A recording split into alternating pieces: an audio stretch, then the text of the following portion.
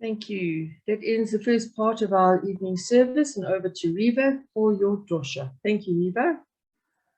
Thank you, Marianne. I think, Jacob, you can see I'm having great trouble tonight. It looks like the signal's very bad in our area. So may I ask if everyone can hear me? Yes, we can, loud and clear. Good. So if that disappears, please forgive me. All right. Our parasha tonight is Vayishlach. And it follows after the one last week, which was Vayishlach, and it's all about the life and the generation of Jacob. And tonight, we don't read the Torah, we do that tomorrow, and we look to see in the narrative and in the story, is there a message, is there a moral, is there something we can learn from human behavior as shown in the Torah to what we have today. And I think I did mention, I'd like to mention quickly again that we are named after Jacob. His name became Yisrael when he struggled with an angel. Maybe that was with himself, his own conscience, or his wish to be a better person. And this is very interesting. In this parasha, it is 22 years have passed since Jacob fled from his brother Esau. You'll remember that Jacob deceived his father Isaac and actually stole Esau's blessing, and Esau threatened to murder him.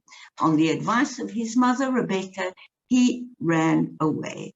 So he's now fled from his brother Esau.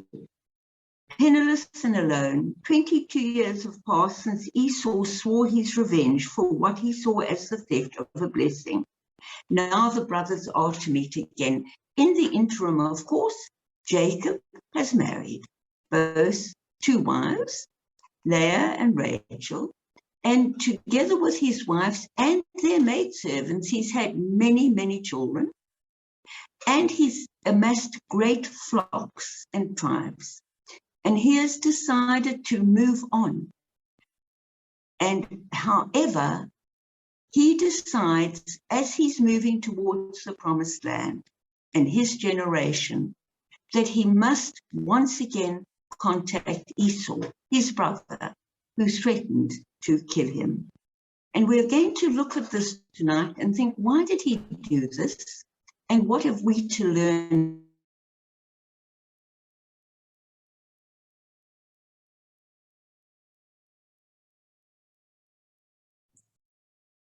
Reva, your sound's gone. To react. But he knew one thing, he had to meet him again on his way, on his journey to the promised land. And the Torah tells us a very interesting about Jacob's mindset, which I think reflects the exact mindset of all of us today. Jacob was greatly afraid and distressed. The fear is understandable, but his response contains an enigma. Why the duplication? Why fear and distress? What is the difference? Is there a difference? Well, you know, in Judaism, there are many, many different answers to the same question.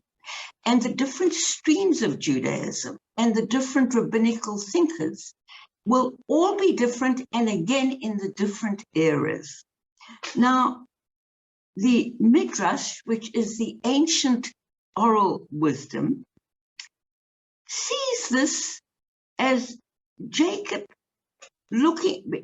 sees this as being afraid that he himself would be killed, and the fear rather as having to kill another person, which is against our Torah, except you may kill another person if it is in defense of your own life. Isn't that interesting? Things we are struggling with today. Self-defense is permitted in Jewish law.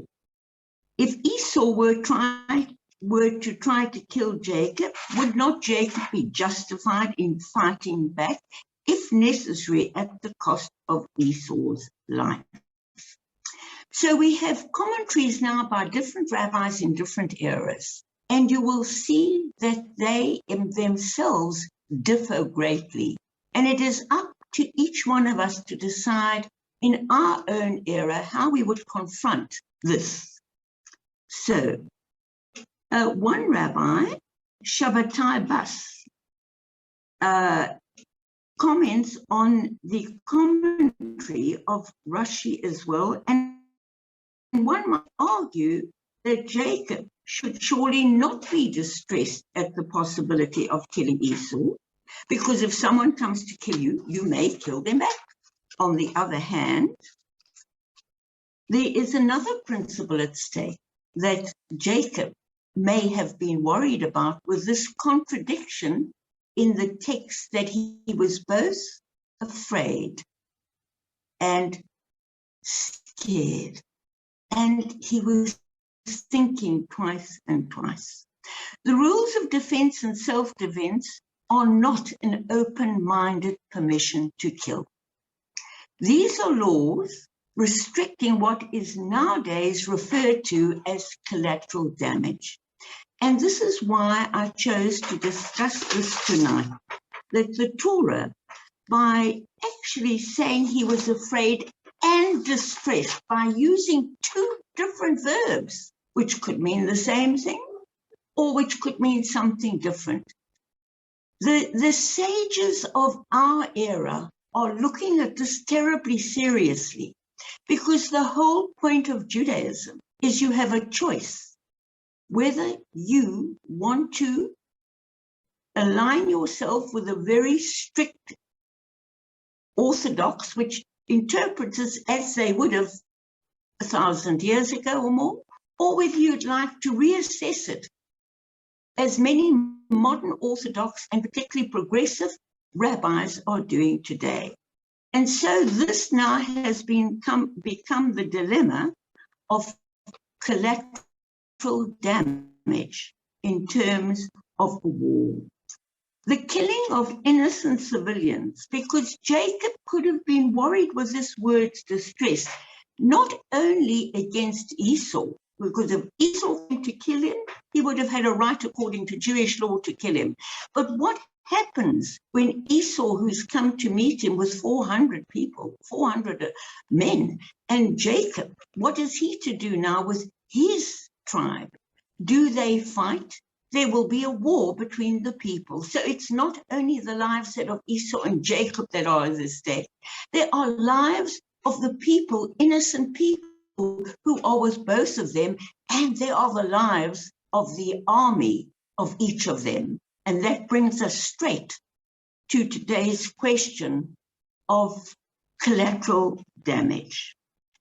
So let's see what great rabbis of today think. There is another possibility to explain Jacob's fear.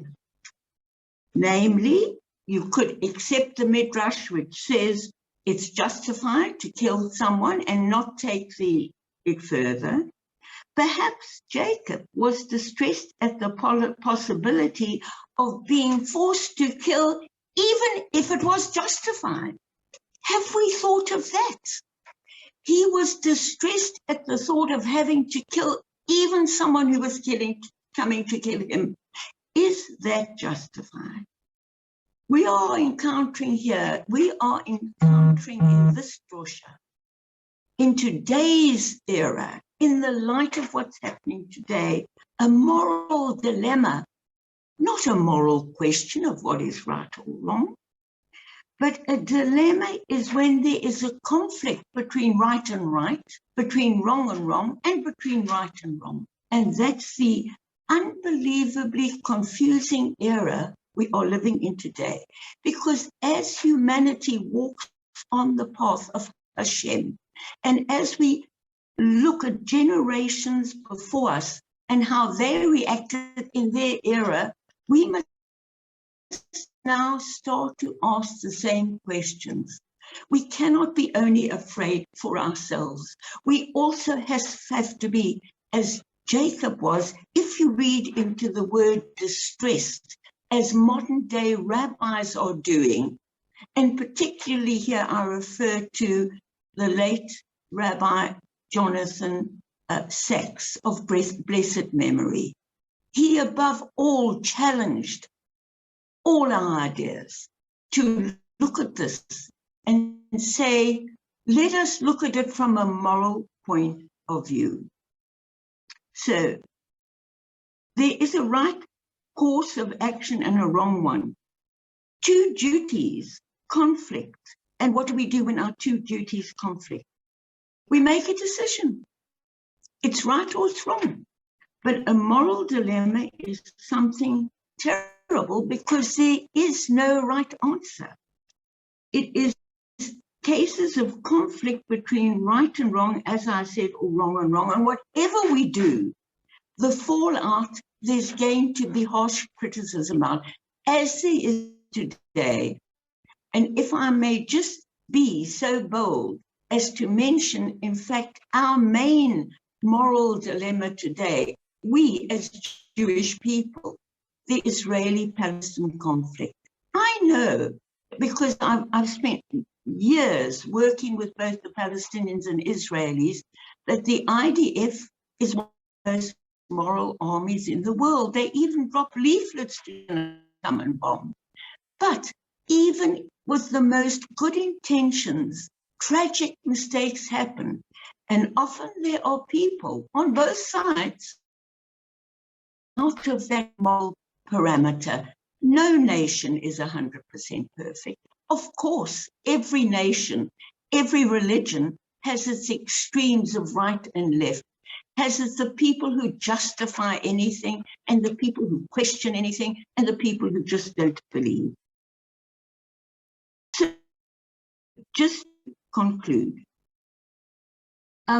this has even come up, by the way, in earlier times, this discussion that we're having. The Talmud Yerushalayim describes such a case where a fugitive who was running from the Romans, Bar Kokhshev, takes refuge in the town of Lod. The Romans surround the town, saying, "Hand over the fugitives or we will kill you all." Rabbi Ben Levi persuades the fugitive to give himself up. Here is a complex case. This is not a simple right and wrong, as by the way apartheid was, majority black, minority white. That is not the case at all today in our country, in Israel, or in a future Palestine. But here, Rabbi Levi acts in accordance strictly with halakha, and he gets the fugitive to give himself up, and the fugitive, one of our own, one of his own, is killed. No problem? Yes. Because even in that era, Prophet Eliyahu says to him in one of his famous words and poems, and he says, addressing this instant, yes, it might have been halakha, but where you would rather sacrifice one life than a whole tribe. But he says, let's question it. Is this way of the fire? And that I love about Judaism, that we have many different streams, we have many different ideas, we have many different arguments. In fact, perhaps that is our greatest tradition of all, where both Abraham and Moses argued and questioned Hashem. And I'd like to conclude with saying that conflict is inherently tragic. Jacob in this parasha finds himself trapped in such a conflict. On the one hand, he ought not to allow himself to be killed. On the other, he ought not to kill anyone else, his brother or the collateral. To one of the other. This seems so complicated. Shows us to